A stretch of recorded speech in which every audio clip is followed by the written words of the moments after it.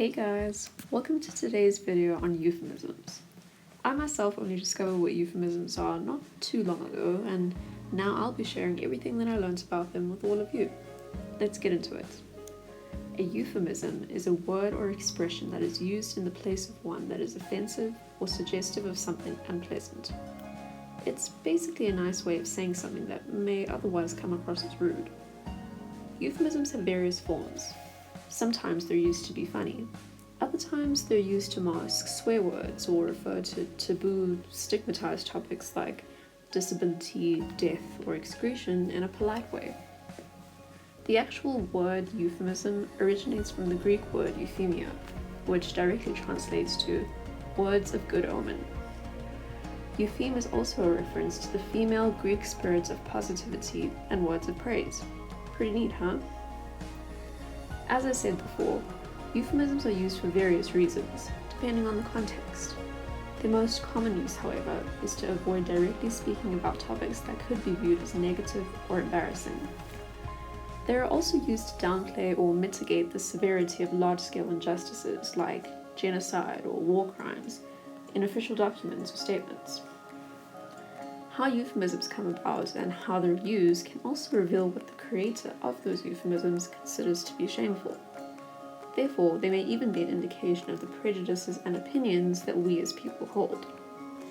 Now, let's take a look at the different examples of euphemisms. Phonetic modification. These are used to replace profanities and to decrease their intensity, such as geez instead of Jesus, or darn instead of damn, or oh my gosh instead of oh my god. Substitution. Positive, pleasant, neutral terms are substituted for these explicit, unpleasant ones. In a lot of these cases, these substitute terms were coined deliberately by socio-political progressive movements or cynically planned by advertising initiatives. These include exotic dancer instead of stripper, let go instead of fired, and adult beverage instead of alcohol.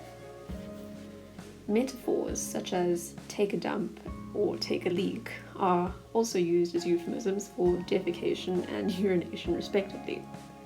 Comparisons are used as well, such as weed for cannabis. Slang can also be used as a form of euphemism.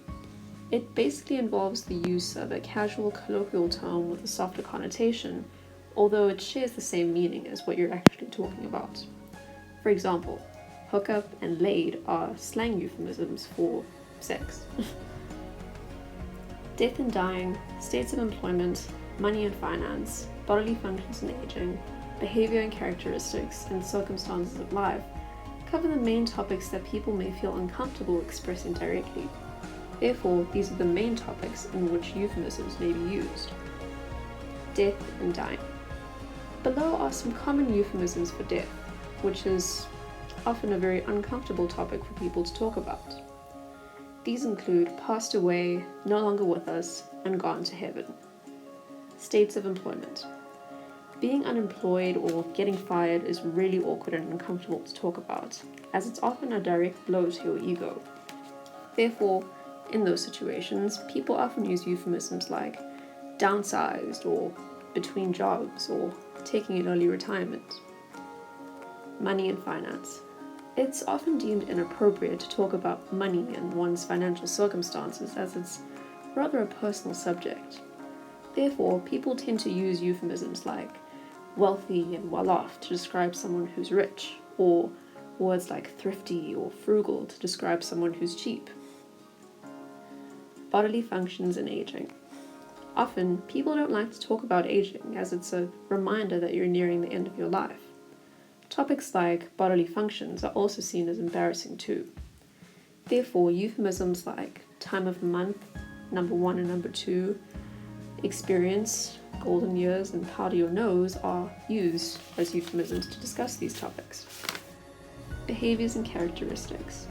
The terms below are used to describe less than flattering or undesirable characteristics that a person may have.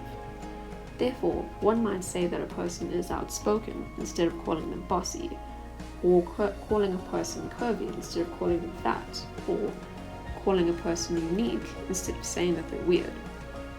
Circumstances of life. These are more general euphemisms to describe the certain circumstances of life that people may find themselves in, instead of referring to them in a direct manner. Therefore, people often use euphemisms like correctional facility instead of jail, under the weather instead of sick, otherwise occupied as busy, or with child instead of pregnant. Overall though, it's pretty interesting to see which topics euphemisms are used for, as it demonstrates which topics society deems as taboo or inappropriate. This in turn reveals the biases and prejudices that we all hold, and helps us reach a greater understanding with one another, as we all try and navigate this great big world that we live in. Thanks for watching!